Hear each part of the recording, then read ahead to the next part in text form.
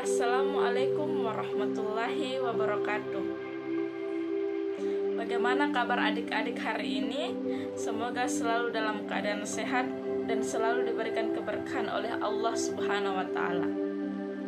Hari ini kita akan belajar bersama dengan saya, Ibu Hairani Nasir, guru PAI UPTD SMP Negeri 8 Parepare. Adapun materi yang akan dibahas kali ini adalah makna tentang sujud syukur, sujud syahwi, dan sujud tilawah. Nah, materi yang pertama yaitu sujud syukur. Sujud syukur juga dimaknai sebagai terima kasih kepada Allah Subhanahu wa taala. Sujud syukur dilaksanakan ketika seseorang telah memperoleh nikmat dari Allah Subhanahu wa taala ataupun telah terhindar dari bahaya. Dalam kehidupan sehari-hari, kita biasanya menyebut kata alhamdulillah sebagai ungkapan rasa syukur kepada Allah Subhanahu wa taala. Selain mengungkapkan rasa syukur melalui kata alhamdulillah, kita juga bisa melakukannya dengan sujud syukur. Hal ini sesuai dengan yang dicontohkan oleh Rasulullah SAW. Dari Abu Bakar radhiyallahu anhu, sesungguhnya apabila datang kepada Nabi SAW suatu yang menggembirakan atau kabar suka, beliau langsung sujud syukur kepada Allah Subhanahu wa taala. Hadis riwayat Abu Dawud, Ibnu Majah, dan Al-Bukhari. Selanjutnya adalah sebab-sebab melaksanakan sujud syukur. Yang pertama yaitu memperoleh nikmat dari Allah Subhanahu wa taala, dan yang kedua yaitu terhindar dari bahaya. Nah, yang kedua adalah sujud syahwi. Apa sih sujud syahwi itu? Jadi sujud syahwi adalah sujud yang dilakukan karena lupa atau ragu dalam sholat. Sujud syahwi dilakukan 2 kali sebelum salam.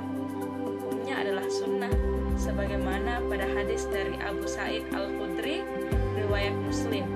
Nabi Muhammad SAW bersabda, apabila salah seorang di antara kamu ragu dalam sholat, apakah ia telah mengerjakan 3 atau 4 rakaat, maka hendaklah ia menghilangkan keraguannya dan sholatnya diteruskan menurut apa yang ia yakini. Kemudian hendaklah ia melakukan sujud 2 kali sebelum salam. Hadis riwayat Muslim. Jadi, kapan sih kita melakukan sujud syahwi? Jadi sujud syahwi dapat dilakukan karena beberapa alasan.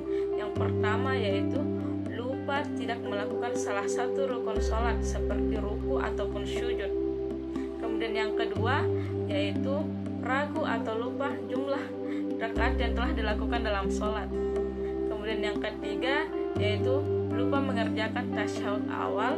Dan yang keempat yaitu kelebihan atau kekurangan jumlah sholat. Nah, selanjutnya adalah materi yang ketiga yaitu sujud tilawah. Apakah adik-adik pernah melihat seseorang sujud ketika membaca Al-Quran? Nah, itulah yang disebut dengan sujud tilawah. Jadi, sujud tilawah dilakukan ketika membaca ayat-ayat sajadah dalam Al-Quran, baik ketika sholat maupun di luar sholat.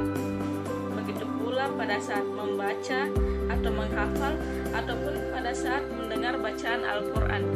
Salah satu dasar hukum sujud tilawah adalah hadis Ibnu Umar yang diriwayatkan oleh Al-Bukhari dan Muslim.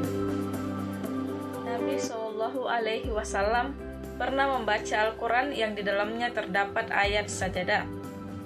Kemudian ketika itu beliau bersujud, kami pun ikut bersujud bersamanya, sampai-sampai di antara kami tidak mendapati tempat karena posisi dahinya. Hadis riwayat Bukhari dan Muslim. Jadi, sujud tilawah dilakukan karena membaca ataupun mendengar ayat-ayat sajadah baik dalam maupun di luar sholat. Di dalam Al-Quran terdapat 15 ayat-ayat as-sajadah yang perlu diketahui. Adapun syarat pelaksanaan sujud tilawah yang pertama yaitu suci dari hadas dan najis. Kemudian yang kedua menghadap kiblat, dan yang ketiga yaitu menutup aurat. Adapun rukun sujud tilawah yaitu niat, takbiratul ihram, sujud 1 kali dengan diawali bacaan takbir, duduk setelah sujud dengan tumakninah tanpa membaca tasyahud dan salam. Itulah materi kita kali ini. Dengan materi ini kalian sudah mengetahui apa itu sujud syahwi